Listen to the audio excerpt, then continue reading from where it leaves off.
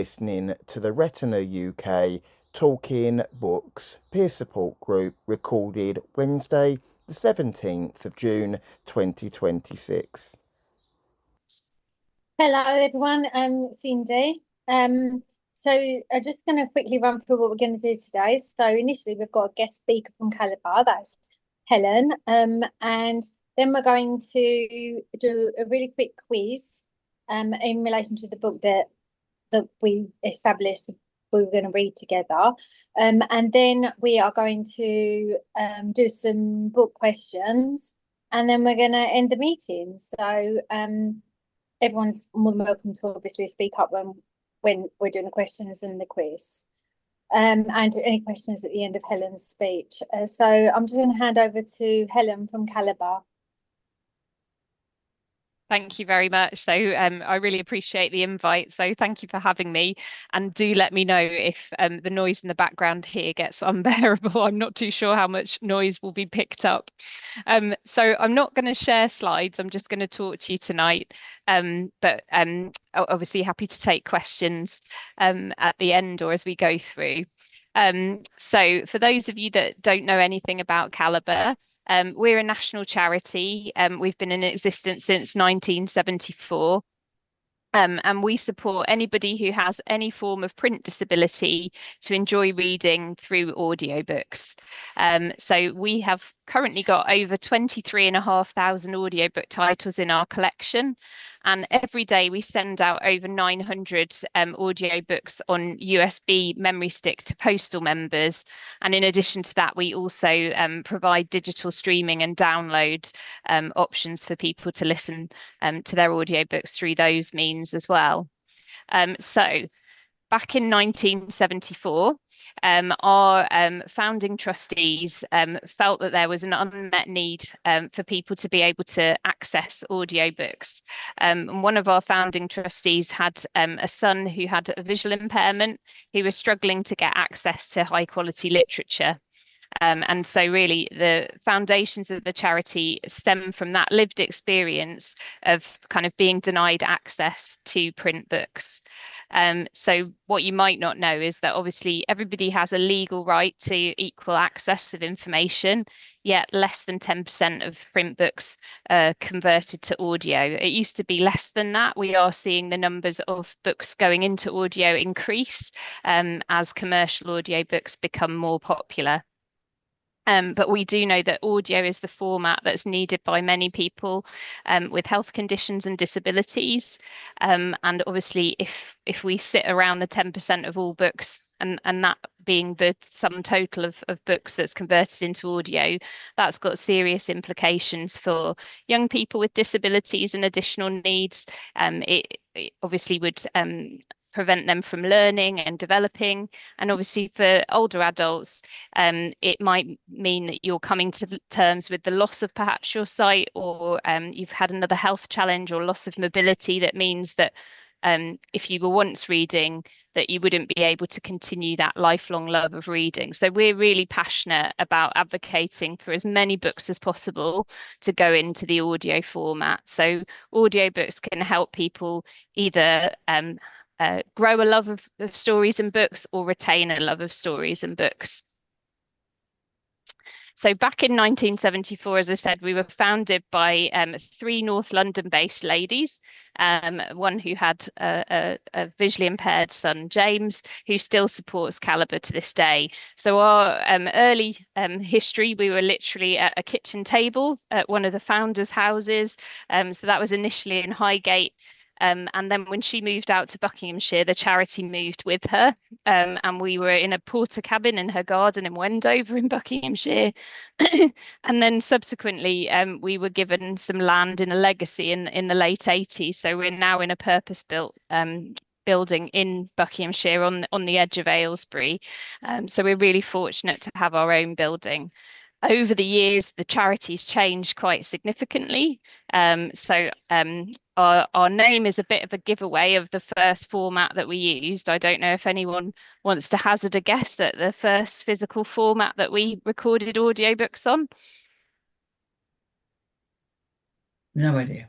So Calibre actually stands for our original sort of working charity name, which was in the early days the Cassette Library of Recordings. So the CA's from cassettes, the LIB from library, and the RE from recordings. So we were originally known as that. But obviously, I think the name Calibre is quite a good name because obviously high caliber means high quality. So we don't mind being Calibre audio, high quality audio in today's world. So in those early days, we supplied all of our audiobooks on cassette tape. So if you can imagine when the founders first set the charity up, they were literally recording books themselves onto a cassette tape at the kitchen table and then posting them out to our earliest members. And over the years, we've been really keen to make sure that our formats were widely accessible so that people didn't have to buy additional technology. It was usually on kit that people would have in their homes at the time. So sort of the prevailing fashionable technology at the time. So we were on cassette tapes for some time. We then moved to CDs and we only retired the CD service just after the COVID pandemic. So very recently. Today's physical format is a USB memory stick. And as I say, we now have got digital streaming and download as options as well as technology's moved and the accessibility features of technology has improved as well. So under copyright law, Calibre can actually create an accessible format, so the audiobook, of any book that's in print where there isn't already a commercial audiobook. So that means if you couldn't find audio of a particular title that you were interested in, you could come to Calibre and you could say to us, would you create a recording for us? And obviously we do our due diligence, make sure that we're not infringing copyright, making sure that there isn't already a commercial audio book. But in a lot of cases, we can say absolutely yes, we can create the first ever audiobook of this title, which is a nice service to be able to offer. So you might think to yourselves, well, who does Calibre Audio support today? So as I say, the earliest origins were supporting James, who is visually impaired, and people across the country in a similar sort of scenario. But today, our title is that we can support anyone with a print disability. So it's much broader. So it's any disability, health condition, or learning difference which impacts on people's ability to read print or their enjoyment of reading print. So it covers whether you can see the words on the page. It covers if you can manipulate a book and turn the pages of a book. But it also covers things like language processing, cognition, comprehension, working memory, and concentration. So it really is quite a broad umbrella term. And within our membership, we've got people with dyslexia, people that have had a stroke, people with arthritis of the hands and wrists, autism, ADHD. So it really covers a lot of different things. And in today's world, how do people listen to Calibre? So we've got our streaming platform called My Calibre, which has got accessibility functionality built into it.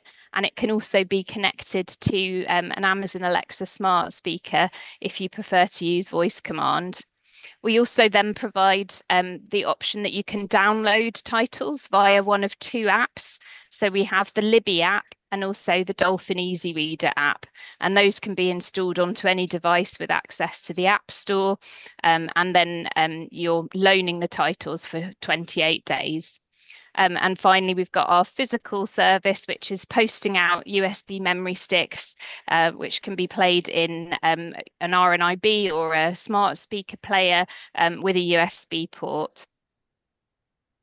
So we like to think that at Calibre that audiobooks or reading, those two things can be used interchangeably. We think of audiobooks as reading, but there is some scientific evidence that actually to our brains, it doesn't matter how we take in a story or take in a book.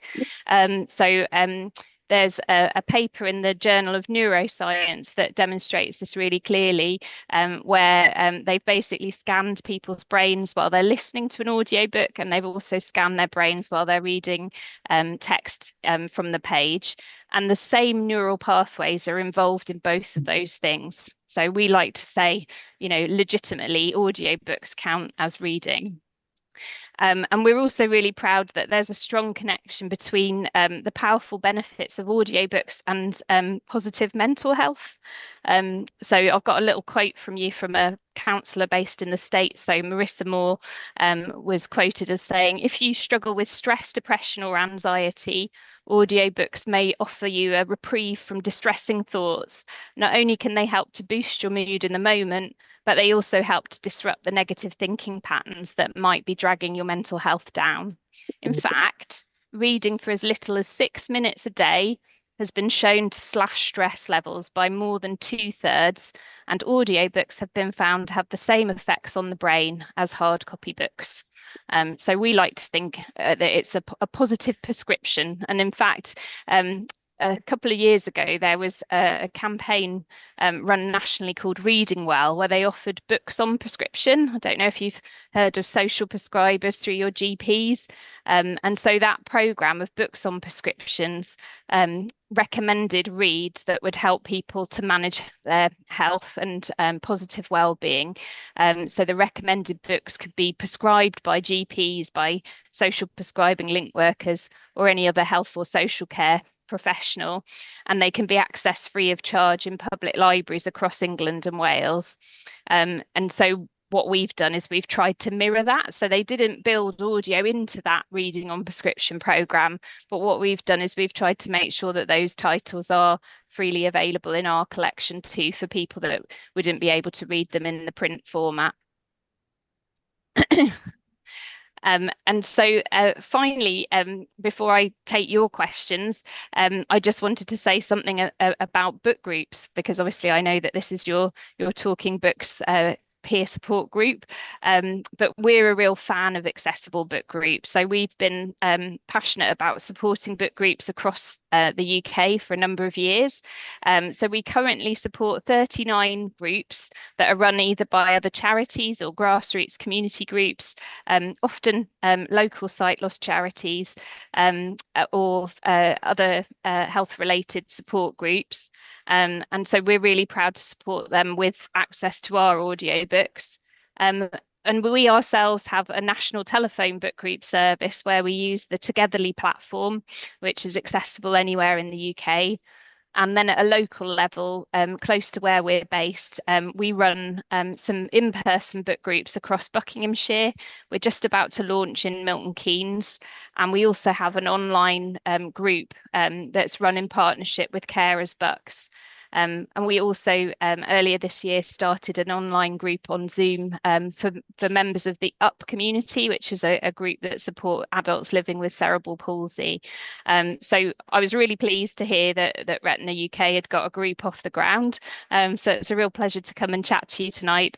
And as I say, if I can support you in the future, I'm very happy to share my contact details. But over to you, really, if you have any questions for me. Thanks, Helen. Thank you. Thanks very much, Helen. Amazing stuff. Can I kick off the questions? It's Jane speaking. Of course. I'm new to audiobooks because my sight loss has been deteriorating over time, and it's quite recently that I've stopped being able to read the printed word. So I've done probably the simplest thing because I've got an Amazon account and I've accessed my books on Audible. If I want to access Calibre, what do I do? How do I do it? Well, the quickest way to do it is Monday to Friday, you can pick up the phone and you can speak to our dedicated membership services team, who would talk you through the service, take your details, get you signed up. Or if you feel comfortable using the computer, anytime, day or night, obviously you can access our website, and there is a join up form on the website. we'd like to think we've got good accessibility functionality on the website with Recite Me and other bits and pieces. So hopefully you'll be able to navigate that okay. But as I say, nothing beats a bit of the personal touch. So we do have a team on our membership services phone line, and have got no intention of kind of removing that human touch. We know it means a lot to our members, so they can sort of talk you through the service and get you set up. That's fabulous, thank you. And is there a subscription charge? So at the moment, we offer the USB postal service to people of all ages completely free. And so that's covered by the Articles for the Blind postage service. So it goes in and out free post from our office via Royal Mail. So that's for anyone living in the UK. Of any age. If obviously if you're used to Audible and you prefer digital streaming and downloads, you might prefer to continue to use a digital service. We do make a small charge for that. So it's a little bit cheaper than the likes of Audible. So we charge £3 a month or £30 a year. But that gives you access to unlimited titles throughout the year, so unlimited book borrowing, and you can have up to 4 concurrent loans in your account at the same time, and each of them would be a 28-day loan. Fabulous, thank you very much. Very clear, thank you. Rita's got her hand up.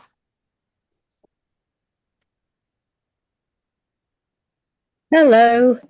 Hi, Rita. I use Calibre on a synaptic phone. Oh yes. Which you didn't mention, but I didn't. So that is an extra platform to the ones that you mentioned. It doesn't It sort is. of use. Yeah. I find it very good on that. I just do have just one little problem sometimes is if I haven't read the book in the 28 days, which happens very occasionally, and I re-borrow it, previously it would start again where I left it off. But it doesn't do that anymore. Oh, okay. I've got to find my place in it. So if I'm getting near, I do take careful note of where I am. Yes. But I just wondered if I there will was make a note, Rita, because what happens is when the technologies have their updates, sometimes it does lose bookmarking. So that might be related to a recent update on the software. So I can report that and I can see if they can look into that for you. Oh, lovely. Yeah, so I will raise that with our developers. So had you noticed that recently, or has that been for a little while? It has been for a little while. Okay. It did happen actually because you changed something, didn't you? Yeah, we've been doing some major upgrades over the last sort of 12 months or so, so it could have been related to one of those. I think it did happen when the system kind of changed. Well, it was after then anyway. As I say, I mostly do read them in the 28 days, but Sure. occasionally, or sometimes if it's a great long book as well, I don't. And it is much easier if it goes straight to where you were. Definitely is. It's a bit frustrating if you haven't made a note and you have to sort of wade back through content you've already listened to. So yeah, I will report that in. Thank you for letting me know. Oh, lovely, thank you. And if I could just echo what you said about having a person on the end of the phone, that is really great. I found them very useful when I've had problems. Oh, thank you. I'll pass that on. They do like it when they hear that members are saying thank you, that they appreciate it. Yeah, good. Okay, thank you. Thanks, Rita. Does anyone else have any questions? I have a question. So I understand it's 28 days for a book. Before now, I've downloaded the book and then not had a chance to read it. I just wondered why it's 28 days when RNIB reading services, they just sit on your downloaded ladder once you downloaded them. So I think there are a couple of reasons. So we're a bit smaller than RNIB, so we don't possibly don't have quite as much sort of money as them, if that makes sense. So what we do is we want to make sure that the licenses for each book are as widely available as possible, so that people don't have to wait long periods of time. So what we were finding was that often people were forgetting that they had titles in their account, so they'd actually finished the title, but they hadn't actually returned the title, or it was a title they weren't enjoying and they'd forgotten about, and they would sort of be leaving it sat in their account. But when it's sitting in someone else's account, it prevents another borrower from selecting that title. So although we have hundreds of copies of most of our titles, it is still the case that we have a certain number of licenses. So it works very much like a traditional physical library, where each kind of copy is sort of stamped with its own unique ID.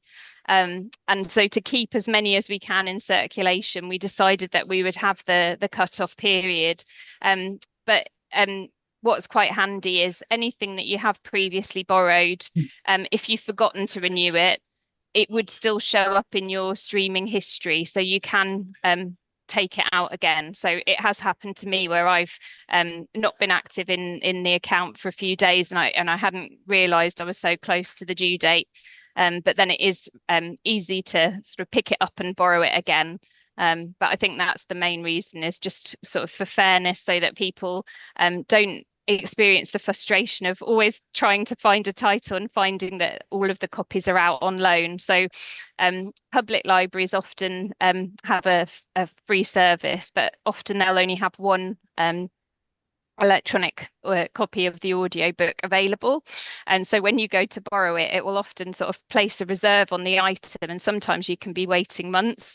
So the feedback that we get from members is they do like the fact that it's quite unusual to be having to place a reserve. In the vast majority of cases, you should be able to borrow the titles that you want straight away, unless it's a bestseller that's been in the news and it's front page news for whatever reason. So occasionally all titles like fly off the virtual shelf, as it were. But yeah, you shouldn't experience delays in your borrowing. So one more question. If a new book is released on January the 1st, 2026, I mean, it's quite a popular book, how long would it normally take roughly for Calibre to pick up that book? Oh, so it depends whether or not the publisher has recorded a commercial audiobook. So more and more titles that are sort of bestsellers by well-known authors are being commissioned straight into audio. So often the publisher will literally have the audiobook available on the day that it first goes into print. And then if it's a publisher that we work closely with, then usually we can have that very quickly. If it's a publisher that we don't perhaps have such a good working relationship with, what we do is we purchase it from them, but often we have to wait until they actually release it to us. So sometimes it can mean waiting a couple of months. And if it's the case that it's a book where the publisher hasn't decided to take it straight into audio and we're creating the first ever audiobook version, what we do is we commission one of our volunteers to create that first ever audiobook. And the length of time, we usually say it could be about 6 months from commissioning it to having it in the collection. It depends on the length of the book, because obviously the number of words that are contained in the book will have an impact on how many hours of recording it is. But the average adult audiobook is sort of somewhere between 7 and 15 hours on average. And so therefore it can take a few months for our volunteers to record, and then it goes through a checking process before it's added into our collection. So it all depends on whether we can get hold of a commercial audiobook or whether we're recording something completely new and bespoke from scratch that you wouldn't find anywhere else. Thank you. Helen, how many sorry, I have. Helen, how many people do you have working on adding books? Do you have a big team of volunteers or? So we've got over 100 volunteer narrators. They won't necessarily all be recording titles at the same time. So what we try and do is we try and match the voice to the right book, if that makes sense. So back in the 70s, when the charity was created, all of our books were recorded in very high cut RP BBC recording voices. In the modern era, people's tastes have changed, and most people prefer kind of a more authentic voice. So we have many regional accents represented, people from diverse cultural backgrounds. So for example, last year there was a Carnegie Book Award. So one of the Children's Book Awards went to an author who'd written Glasgow Boys, and so we didn't have a suitable Glaswegian accent within our bank of volunteers. So in that instance, we actually paid a narrator to create the first ever audiobook of that particular title, because the commercial publisher wasn't intending to record it into audio, and it was something that we felt needed to be available because it had won a Carnegie Book Award. But that's just an example of how we would try and identify the right voice for the right title. No, that's great. Thank you. Thanks. And I can see Barbara's just popped in the chat. Can you give me the telephone number to ring? Which, yes, absolutely. I'll drop that in the chat for you. I'm aware that I've probably gone over my allotted time, so if you want me to be quiet so that you can move on, I'm happy to close questions if that's appropriate. Has anybody got their hand up, Caroline? Is there anybody else that has a question? No one's got their hand up. Well, anyone else? I've got it. I don't know. You obviously can't see me, but no, sorry. So your camera's not on. But we can hear you though. So yeah, wasn't aware of that. Sorry. It's just a comment, really. I mean, I'm old enough to be. I was a member of Calibre back in the 70s, actually, when cassettes were around. But I haven't been consistently all along. For some reason, I dropped out and then rejoined. But I've always, really enjoyed the service, I must say. And I'm a very regular. Have been a very regular member for years now. With the postal, the USB. Service. Oh, that's great to hear, Sue. Yeah, it's great. I find it very, very good, and very reliable and very quick. I can send the book back on Tuesday and get another one on Thursday, which is super. Especially with the post being as it is. Yeah, I was going to say, if only that were true for everyone. Unfortunately, in recent times, we've been struggling a little bit with our Royal Mail service. But that's great to hear that it is still pretty quick. Yes. And I find, if I need a book for, I'm a regular member of another book club I'm in. And, if I sort of ring up and say, well, I'm sending a book back and could you send me such and such a book in return? They're Calibre's very obliging in that respect.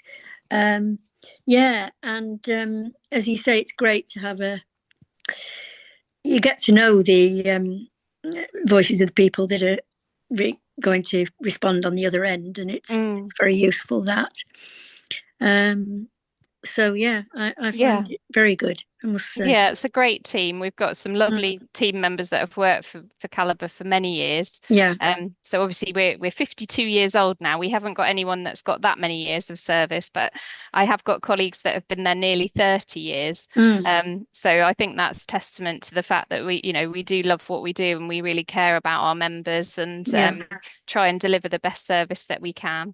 Yeah, and I can thoroughly relate to what you said about in the old days there were some very people who had very sort of uptight accents, if you like. Yes, when they were absolutely. reading the books, and it's got much more relaxed. But also it's very good that you have multiple narrators for a lot of books, and that makes it a lot more relaxed and a lot more authentic. Authentic to listen to. It does. Yeah, definitely. definitely. Yeah. Yeah, I think the sort of the diversity of different voices in the collection has really expanded in very recent times. So as I mentioned, obviously nowadays we are able to source so many more audiobooks through the commercial route. When the charity was founded, obviously that wasn't an option. Commercial audiobook platforms, didn't really exist. The only thing that existed at the time were sort of CD format or cassette tape format, perhaps in public libraries, but that didn't really take off until I don't think until sort of the 80s or the 90s. So in the very early days there wasn't really much of an alternative.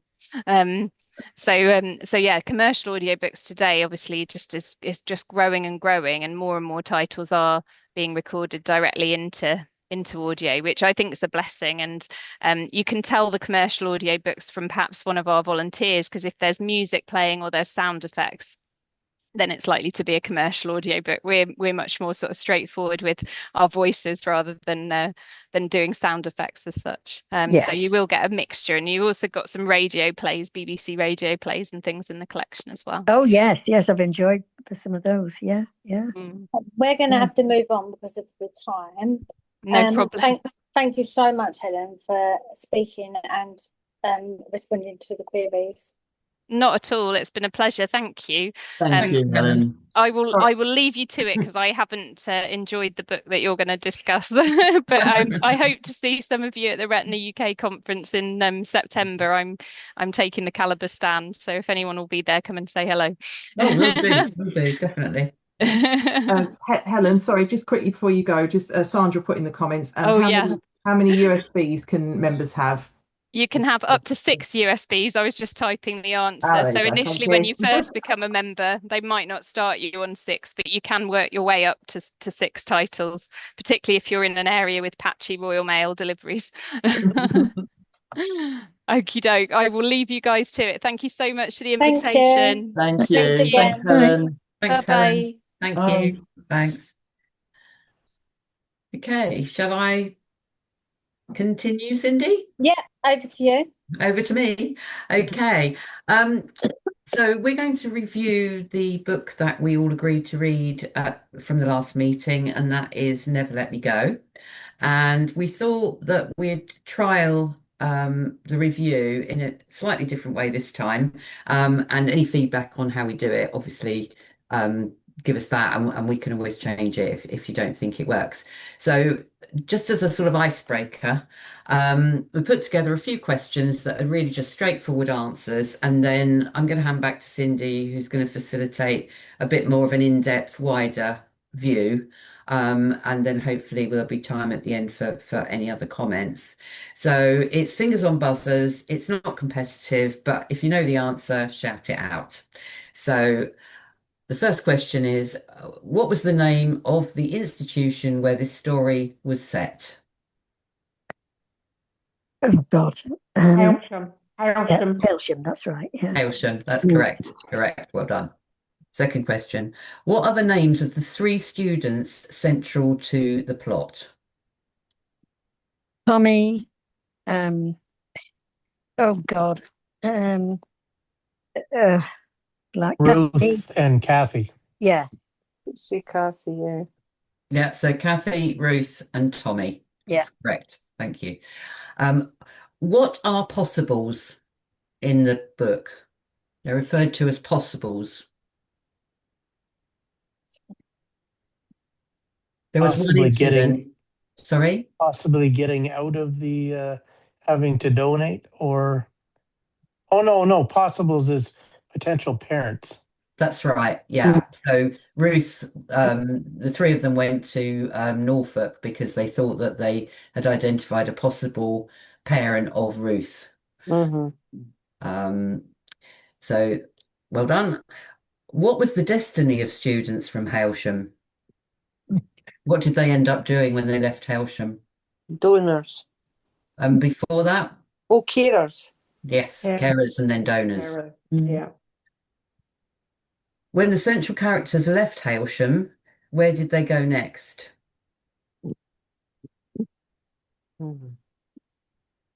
They went to some cottages. They did go to some unit, cottages. weren't it? Absolutely right. Well done. Thank you. Not too many more. Um, where did Kath and Tommy and Ruth and possibly other students think all the lost property went to in the UK? Norfolk. That's right. Well done. Thank you. Why did Kath and Tommy track down Madame and Miss Emily?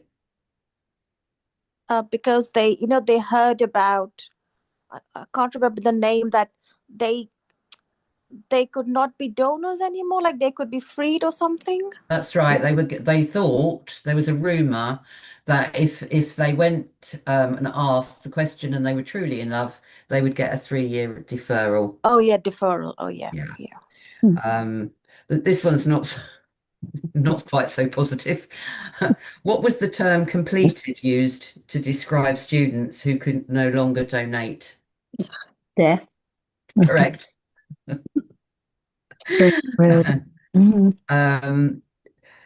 And I think we'll leave it there actually, because I know we're a bit short of time and my other questions are starting to get boring. So I think we'll leave it there. But that was just a little bit of fun to get everybody thinking about the book. And I'm going to hand back to Cindy now. I think we're going to go into a few more in-depth sort of thoughts about the book itself. So Cindy, over to you. One of the most notable aspects of life at Halsham is the power of the group. Students watch each other carefully and try on different poses, attitudes, and ways of speaking. Do you think this behaviour is typical of most adolescents in the UK today?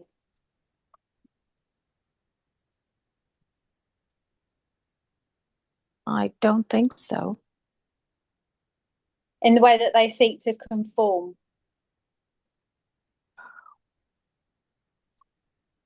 Yeah, I think they do seek to conform, but some of the way it was put over in the book I found a bit irritating. Yeah, me too. Well done, Rita. Yeah, I agree. Why do you think Tommy draws animals? Why does he continue to work on them even after there will be no deferral? I actually couldn't work this out. I don't know. I wonder whether because of his behaviour, and how that was described and the relationships he had and some of the kind of episodes he had, I think he found it calming. And I did wonder whether he was on the spectrum. Did anyone else think that? Yeah, I thought it was maybe on the spectrum. So it's possibly why after he started to do it, because I think it frustrated him as a child, didn't it? That he couldn't create things that were approved. But then I think when he found his mojo and that was his thing, perhaps that was helping his difficulties in other aspects of his life. Yeah. I think you're probably right. I never really thought about it like that. It really baffled me. I was like, why? I think this is more interesting, this question. Does the novel examine the possibility of human cloning? Yeah, I think so, yes. As a legitimate question in relation to medical ethics, or does it demonstrate that the human costs of cloning are morally repelling? I think it skated over the surface of most things. To be honest, it did bring up both aspects to a small extent. But I think it seemed to skate over the surface of most things. I wouldn't have said it skated over the surface. I think it was deliberately what's the word? I don't think it downplayed exactly, but I think it was deliberately not dramatic, if you see what I mean. Do you think they were trying to be non-controversial? Yes, but also thought-provoking. Yes, yeah. I think it was a very controversial, very thought-provoking novel. but not, not sort of, as you say, not.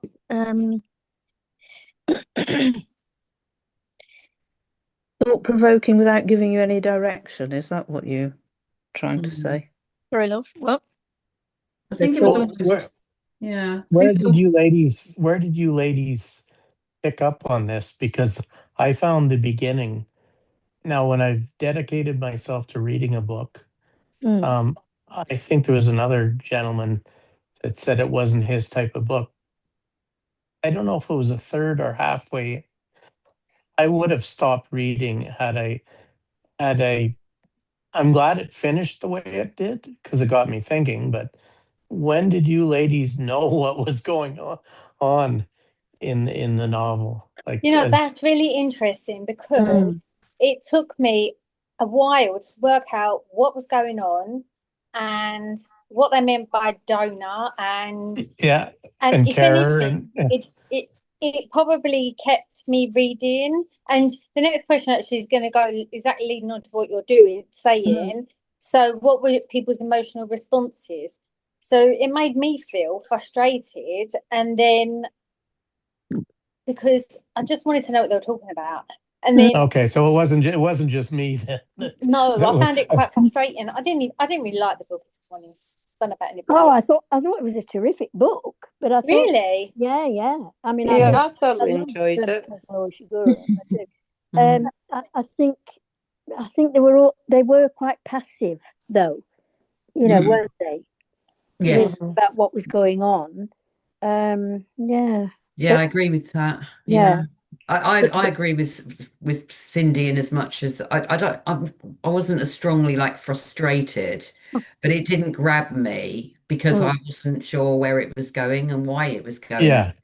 And so I was a bit lost at the beginning, and I think had it not been for the fact that we were in the club and agreed to read it, and I'm glad that I read it now. But it would have been something I'd have skipped. I think I'd have stopped and just thought, no, not for me. I picked up on the donor thing fairly early, thinking it was body parts, but I didn't know what, because what can you donate and continue to live? That's what I thought. One kidney, yes. Maybe a chunk of liver. Liver can take a lobe off. But after that, and what did they take to cause them to complete? Kidneys. Kidneys. They can take the kidney at a time, and after the second kidney taken, you only live a very short while, apparently. Yeah, but they made 4 donations, didn't they? That's right. I think the girls had their ovaries taken, didn't they? Madame mentioned something about them not being able to have babies. Yeah, it's horrible, isn't it? It really isn't. Yes. I thought that was something because of the cloning process. I did as well. But they probably do have them taken. I guess there's quite a lot of our bodies we can actually take that diet. Your eyes, your skin, your ears, your fingers. Oh God, where does it end? Yeah. Oh, anyway. I'm glad it finished the way it did, because like many of you, I would have dropped the book early on because I thought it was kind of a diary, the first third or half until I figured out what was going on. But there was also, was Kathy, can't remember, a reliable narrator. That's another thing, isn't it? Yeah. Yeah. It was. There was a question about that, whether we thought that maybe if the book was narrated by another character, how that book then may have come across, whether it would have been interesting. That was another question. And from the romantic side, it was kind of a sad ending because Tommy dies, and they really they got together, but not really. Yeah. I think that's why I didn't like it. For me, the book was just too sad. I just nothing positive came out of that we saw. I mean, maybe people were surviving elsewhere, but I don't think you should be taking other people's lives. or treating people that in that way. And I know it's all unrealistic, but yeah, I didn't like. That's why I think I didn't like it, was it was just far too sad. Have any of you read The Remains of the Day, No. which is another Ishiguro novel? No, I haven't. And that won the Booker Prize. Is it similar? Is it No, a similar? not in the least. It's totally Okay. different. Totally different. Yeah. And did that book get published before or after the one I that don't was know, read? to be honest. No, I don't know. When Interesting. I don't know when this was written, actually. The Never Let Me Go. I can't remember. Well, I don't know. Well, to win the Booker Prize, I think it would have to be a forgive me for being so opinionated, a better book than that one. Yeah. well, no, I think Never Let Me Go is very highly regarded. Really? Oh, yeah. as well. Yeah. Yeah. It just goes to show how naive and you know, what a newbie I am. Well, different people like different books. The don't they? the author has a similar style with his other books. So if you pick up Clara and the Sun by the same author Ishiguro, it's again the same, you know, like people say that they didn't understand what is the meaning of donor and all that. He's got I think so he's got a similar style with all the other books that he writes. You know, you just end up thinking, oh, what does this mean and what does that mean? And he doesn't really explain it at the end. So if well, there was nothing like that in. It was all perfectly clear in. Yeah, but I mean, Remains of the Day. Yeah, but just the style, I think so. He's got a similar style with the other books that he's he's written. As I say, I don't know. I haven't read any of the others. But does he use a narrator always? Does he always use a narrator?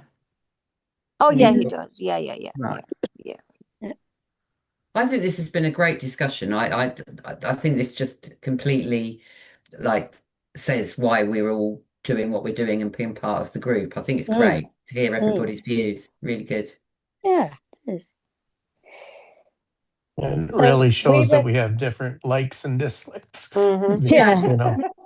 That's why I like doing this, because it isn't a book that I would have picked up and read, but I read it now, and I'm glad I did read it because it did get me thinking. And that's the whole point of the group. So, you know, like, there will be books that somebody will be recommending, and we'll be like, and so what we decided to do was we asked in the WhatsApp group. I'm not sure how many of you are in the WhatsApp group, but if not, you can forward and give us a name now that you'd recommend. And basically, I think, am I right in thinking, Joan, that there was two main books that people so was Educated, and what was the other one? Something about far-flung. Oh, hold on, I'll look on the chat. Hang on. Yeah. So, and I think we thought that the second one, that I actually can't remember the name of, would be a good one. You in a second. The reason why is because it has a hell of a lot of ratings, and it has really good reviews as well. Was the tea planter's wife? No, it was something about far-flung places, I think. Oh, okay. Sorry, it won't take me a moment. It will take me a moment, but not too many. Not too many moments. Talk amongst yourselves. Yeah, so I'm thinking if we choose a book, and then about a week before every meeting, we'll put the question to the group again. Is there a book in particular? Because we were going to go by all the recommendations in the group, but there's so many recommendations. It was a very long list. So we thought if we give 1 week for everybody to put forward a book that they feel that, as you know, is a particularly good book that they might not necessarily have read it, but they've heard about it, or they've read it. I found it now. A Far-Flung Life. Who's the author?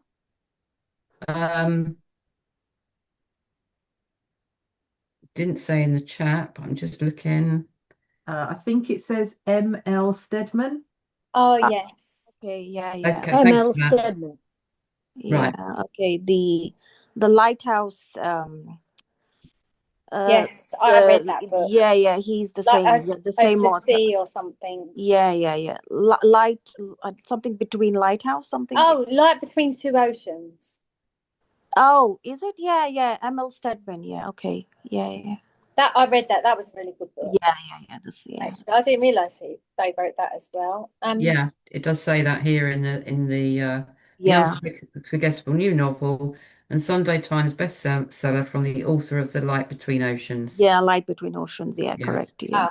Yeah. So is everyone happy to go with that? A Far-Flung Life, did you say? Yeah, as long as we can get it. It's on the reason I agreed to this one as well, because it's on RNIB reading services and it's also on Calibre. So you can get it for free. And it's on Audible as well. And Audible. No, it's not on so Calibre. I don't know if it's on Calibre. It's on RNIB and Audible. Yeah. Right. So that's why I thought at least that way, because they're the main streams that people are using, and like obviously you can get it posted to you as well if you're on RNIB. Thank you. Yeah, that sounds good. Yeah. Do you think that this way of reviewing the book is a good way to do it, with a little bit of a short, sharp sort of quizzy thing, and then Yeah, good. Yeah. And you'll have more time if you don't. I mean, we had a guest in again today, so I don't know that you'll have a guest every month. Probably might not be able to get someone every month, every other month. So you'll have a full hour. Yeah, you'll so have it a full depends. hour to get more people's opinions and Yeah, how many people it are here does depend today. on whether we can get a speaker or not, because I think it's a good idea to get a speaker, but obviously it's not realistic. If the book group continues to have someone every single time. Is there any suggestions that people can think of now about a speaker they would like? I mean, clearly from the launch meeting, people wanted to get a bit more information of the different technologies. Is there anything that anybody wants to put forward that we need to research for a speaker, or whether you'd like some other speaker, or we skip a meeting and just do the book next time? Yeah, I think let's do the book next time, probably. Yeah. I think so. Possibly. Yeah. Because I liked the quick questions and the start. That was really good to get us. It's like get us into the book, just to revise. Because we do forget, right? Yeah. So that was a good. I like the first one-word questions or whatever. That was quite good, interesting, I thought. You reminded me of my high school teacher when I hadn't read the book. I'm glad I actually read the book. On the spot testing you all. I was going to go to detention if I did. It's a good way. It's a good way to know who's read and who's not read. Yeah, exactly. That wasn't the purpose, but could answer a question. Or who watched the film? Yeah. So what next time? What we'll do then is I'll do a short review, like summary of the book. Then we'll do a quiz, and then we'll do discussions. Is everybody happy with that? Yes. Yeah, sounds good. Yeah. Well, do you know what happens to me? I read about 20 books by then, and I forget completely what book I even read for the book group or what it was about. So I have to go and check again. I know. I had to do. I actually left the book for close, so I did remember, because I was not a strong reader in my younger life, and since I've lost my sight and it's come to audio, it's a lot easier to listen to most books. I mean, in a reading group, I'm making sure, even if like I said, I probably in my old days would have dropped the book for the first half the way it was going, because I thought it was just a diary, and of her growing up in this. I kind of thought it was an orphanage at the beginning. Which I guess it was in a sense. So Okay, well, thank you everybody for coming. And we hope to see everybody next time. We were thinking probably in May. We're in June. Probably June, July, August. August, yeah. Yeah. Yeah. Yeah, it was funny, you know, because when I was younger, I always thought I had to finish a book if I started it. Yeah. And then I got to the stage and I thought, well, why? Why am I sort of torturing myself in this way? Life's too short. Exactly. Life's too short to stuff a mushroom. That's what I was the opposite. I could never finish a book. That was me. I've actually listened to books now that I had to do book reports on, but thank God there's Cole's Notes and movies. I don't know if you had Cole's Notes in the UK. I think you had some other form of. What is it? Well, they're basically, well, first of all, Shakespeare. I Yeah. couldn't understand it, so it transferred it into what we would now know as our English, modern day English. No, I don't think we have. English. I don't think we have that. You have to Oh, read the book or watch the film if you're at school. I have Yeah. to say, I've got some nieces and nephews that are still of school age, and I'm horrified that the reading list for your GCSE is still back in the day. Yeah. Still Yeah. the old Plain classics. books. And those children it must put them off for life, really, because it's not anything they've grown up with. At least we had Little Women on the television and things like that. Yeah. Oh, my wife should be here because I went to a play, Little Women, and it was the woman beside me was elderly and she fell asleep. So I didn't fall asleep, but nearly.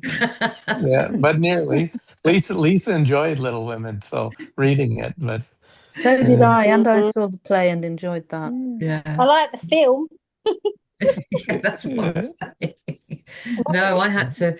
The one that I remember that I read for my O level, because it was before GCSEs, was Far from the Madding Crowd. Oh, I love that. Oh yeah. Mine was of Mice and Men. Mice and Men, yeah. Oh God. And my son had to read that as well, and he's 21. I do with Rosie. That was my GCE. Yeah, that was good too. What's that?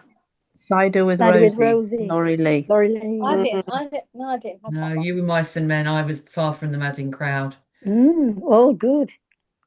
Which was hard work at the time. I think I'd love to reread it. I probably should. I probably would enjoy it now, but I was too young and it was just taking too long and it was not my thing. I'm going to need to go, everybody, because of the time. But it was really lovely catching up with everybody again. Yes. No, it was great. A great meeting today, and look forward to seeing those that are not going on some far-flung holiday in August. Yep. Cool. Cindy. Yeah. She's got to go because she's packing. She's going away again. Yeah, I am. What is the book again? Far-flung what? Far-flung places. We'll put it on. Are you all in the chat? We'll put it in the chat. I'm not in the WhatsApp thing. So what was it? Far-flung places? A Far-Flung Life by E.L. Stedman. M.L. Stedman. Yeah. M.L. Stedman. Right. Okay. Okay. A far-flung life. Yeah. Smashing. Fabulous. Well, keep well, everybody. Lovely to see you all. And thank you for joining us. Yeah, been good fun. Yes, thank you very much. Bye, everybody. Yes. Take Okay, care. bye. Thanks, Jane. Thanks, Cindy. Thanks, Caroline. Bye-bye, everyone. Bye-bye. Thank you. We hope you've enjoyed this Retina UK peer group recording.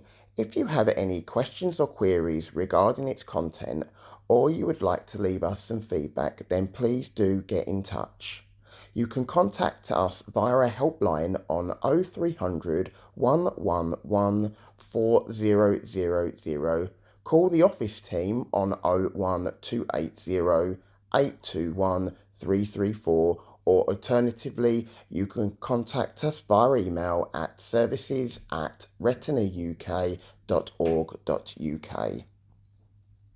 If you are interested in creating your own peer support group and assisting Retina UK to grow our peer support group network and join our amazing team of volunteers, then please do get in touch by contacting us at info@retinauk.org.uk and speak to a member of staff to see how you can get involved.